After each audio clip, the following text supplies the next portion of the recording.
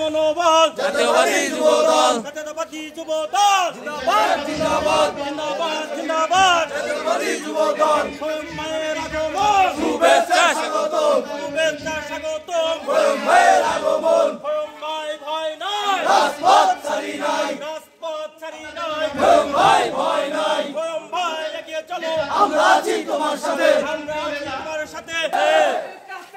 আছে খালেদা জিয়া খালেদা রহমান